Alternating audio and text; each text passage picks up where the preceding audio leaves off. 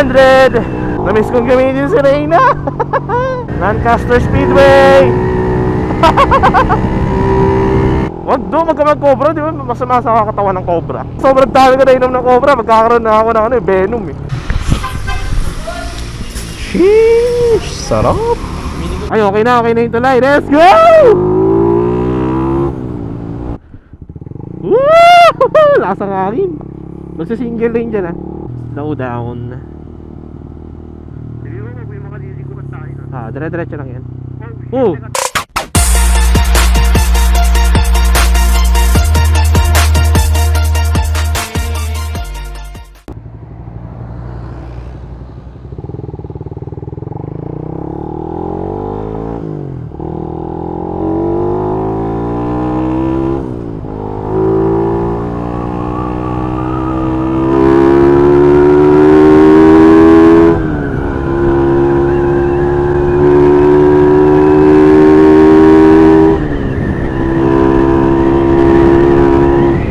Daily 100. Na-reach na agad natin yung Daily 100. Morning. Woo!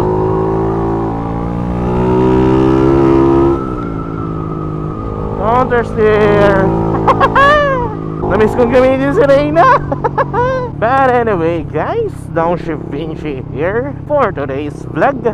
Magra-ride nga para tayo ulit dito sa Mount Banoy Vista. And kung natatandaan nyo, dati na rin ako pumunta doon. Actually, pangatlong beses ko na pumunta doon sa Mount Banoy Vista dito sa may Batangas. Sama nga pala natin ngayon si Jason and yung friend ko naka Yamaha Aerox tsaka naka KTM RC 200. Tara naman, corner Lancaster Speedway. Sheesh! Gumanda-ganda na handling ng ating Raider 150 Fi ngayon. Although medyo hindi pa ako sanay, kasi sa totoo lang napalitan ko na yung front tire niya. Bibigyan ko kayo ng feedback kung kamusta yung bagong setup ko ngayon. And paintay na lang ng vlog ko regarding dyan guys. Pumunta lang ako sa meetup place namin ni Jason. And titignan na lang natin kung ano mangyayari sa biyahe namin. Noong oras na rin kasi kaya mamadali na rin ako. So update ko na lang kayo guys, okay? 10 seconds later. Anyway guys, nandito na nga pala tayo sa natin si Jason. Kaya punta na nga pala kami ng Mount Banoy Vista dito sa may Batangas. Wala, quick ride lang. Hoy, Scouse Kibir, may cellphone holder ka? Hindi ko rin kabisado. Ayun, bahala na, maligaw.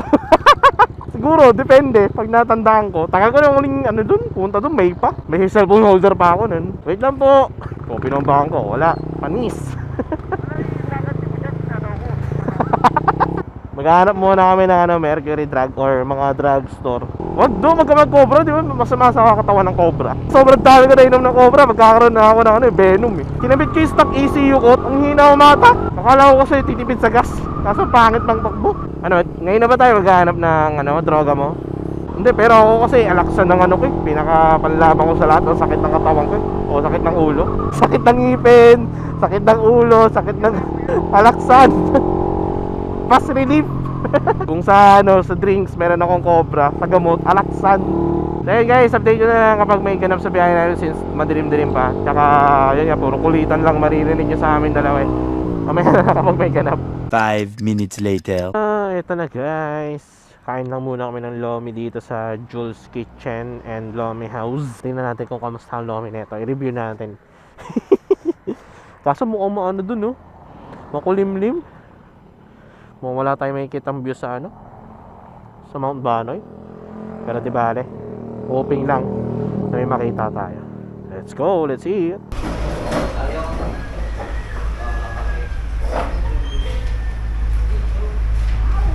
So yun, tingnan natin kung kumusta yung pagkain dito. Let's go. So, ang in-order namin guys is lechon lomi. Tingnan natin kung ano yung tsura nun and kung gaano karami. Kasi diba usually kapag Lomi Batangas, tinawag na Lomi Batangas is mostly overloaded, diba? So tingnan natin kung gaano siya karami, at the same time kung gaano siya kasarap. So guys, eto na yung order namin. Sheesh, sarap. ano to, jumbo, tapos lechon lomi jumbo, nagkakalaga siya ng 140 pesos. Actually, hindi naman talaga ako mahilig sa lomi, pero syempre pag nandito sa Batangas, di rin ako marunong maghalo na ito eh. Basta kung ano lang as is na sinerve sa akin, yun na yung kinakain ko. Or minsan, naglalagay ako ng toyo kapag hindi ko masyado bet yung lasa ng, or pag medyo matabang. So tikman muna natin nang wala pang toyo kung kamusta siya. Malasa na. Pag di na timplahin, ang lasa na. Hindi na kailangan ng toyo nito, malasa na. Sarap. Yung Lomi Batangas talaga. So ayun, haluin naman natin to. Hindi ko nalalagay. Medyo malapot lang kasi. Kailangan dito yung nahalo. Diyan, kawali. Try. Solid. Lutong. Crunchy. Sarap. Walang halo-halo to guys ha. Although hindi ako food critic, pero ano yun, para sa normal na tulad ko, malasa na siya. So ubusin ko lang to guys, kasi gusto kong ma-appreciate lalo itong ano natin, kinakain natin, gawa ng matagal-tagal yun na hindi makakabalik dito. So update ko na lang kayo after namin kumain, okay? 1 hour later. So yun guys, tapos na pala kayong kumain dito sa may Jules Kitchen. May rate ko yung food nila na 4 out of 5. Kasi malasa naman kahit di mo na kailangan ng timplahin or what. Kasi yun, nabusog talaga ako. But anyway, ito, papunta na kami ng Mount Banoy Vista at nakapag-breakfast na dito sa may Batangas. Yun nga lang, kita mo yan son? Yan tayo papunta ngayon. Sana lang, umandar na yan o ano, pagdating natin, wala na yung makapal ng ulap na yan. Wala dito, 42 minutes pa. Ang babiyahin namin, papartang Mount Banoy Vista. I-update na lang ako kapag nandun na kami, okay? Ito na, kita tayo ng Mount Banoy. Sana lang okay na yun, yung tulay. Ay, okay na yung tulay. Let's go! Woo! Ayos! Wala lang sirang kalsada. Oops, may hams. May hams ah, dire-diretso lang. Teka lang, pinapapara tayo. Sa Mount Banoy po. Sige po. Register pala tayo doon. Isa lang po ba ang magre-register o kaming dalawa po? Parehas daw tayo. Anyway guys, ayan, nakita nyo naman na checkpoint kami. Pero yung checkpoint is para lang sa registration ng mga umaakyat. And then meron din kami binayaran na environmental fee na 20 pesos. Hindi ko alam bakit nagkaroon ng ganyan kasi sa 2 beses kong pabalik-balik dito, wala naman akong binayaran dati. Dire-diretso lang ako and hindi ko na rin kailangan magpa-register. But it is what it is. Kaya kung pupunta kayo ngayon dito sa Mount Banoy, expect na may ganyan. Eto puro apil na to son. Sana makatagtag na. Puro kurbala na to son. Huwag ka kumaliwa. Sundan mo lang yung kalsada. May mga lubak dyan ha. Maganda to mamaya magpababa. Nakikita ko na yan o. Talawin. Hirap na umatak yung radar ko. Dami ng lubak ngayon dito. Dati wala naman ganito. 5 minutes. Nandun na tayo. Kahit pa paano nakikita naman yung view. Kaso lamig nga lang talaga. May hirap na ano dito ang kotse. Woo! Lasang hangin. Magsa-single lane dyan ah. Tama na, zero visibility oh. Nice, dito na ako son. Saan ka na? Huwag kang bumababa dyan, di ka na makakakit pag bumaba ka dyan. So yun guys, dito na kami sa taas na Mount Banoy Vista. Kaso walang makita, gawa na makita nyo. Walang ulap, ang kapal ng fog. Pero maganda dito, at least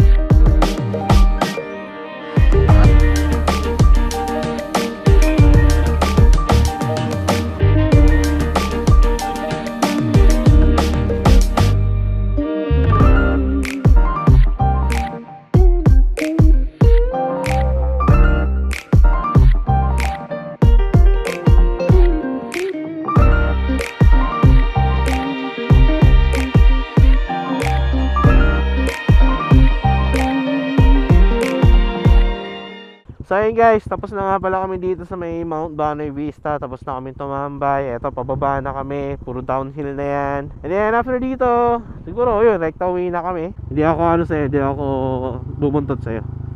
Baka magalangan ka eh. Woo, sarap. Puro pababa to.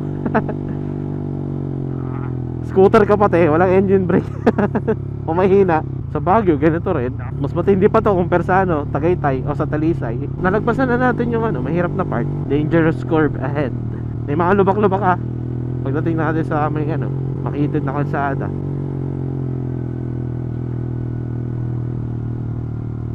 Yan yata eh, yung part na yan. Yung itim na kalsada na yan. Mga lubak. Slow down. Ah, dire-diretso lang yan. Oh! Nagawa.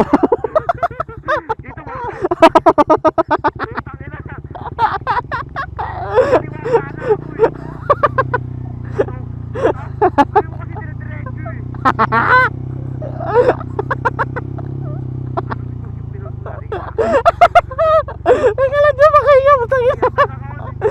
Nakakot. Nakakot.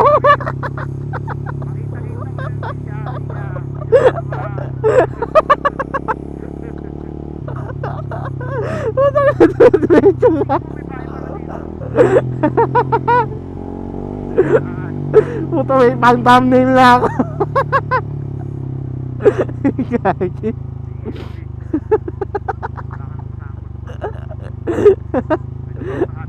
Ano nangyari sa'yo? Ay, gaga. Ay, gaga.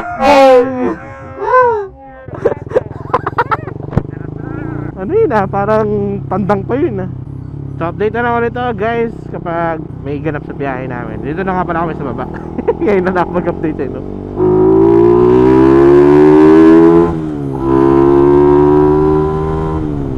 You get the idea. So guys, eto na nga pala, pauwi na kami. Kumain na kami dito sa Golden View Grill, Cafe and Restaurant. Eh, masarap pa rin, tas ang ganda pa rin ng view. So I guess dito ka na siguro tatapusin ang vlog na to guys. Gawa ng pauwi na rin kami. Wala na rin naman kami pupuntahan maliban sa bahay. And sana lang din hindi magpatuloy itong ambon na to kasi tutusin, ayun na, mapatok na nga. Maraming salamat sa pag-note, sa pag-like, sa pag-share. Maraming salamat sa pag-comment. At good thing nagamit ulit natin si Reyna since na-miss ko tong bike na to. Magtetap natin pa sana ako kaso sa ibang araw na lang. YOLO drill!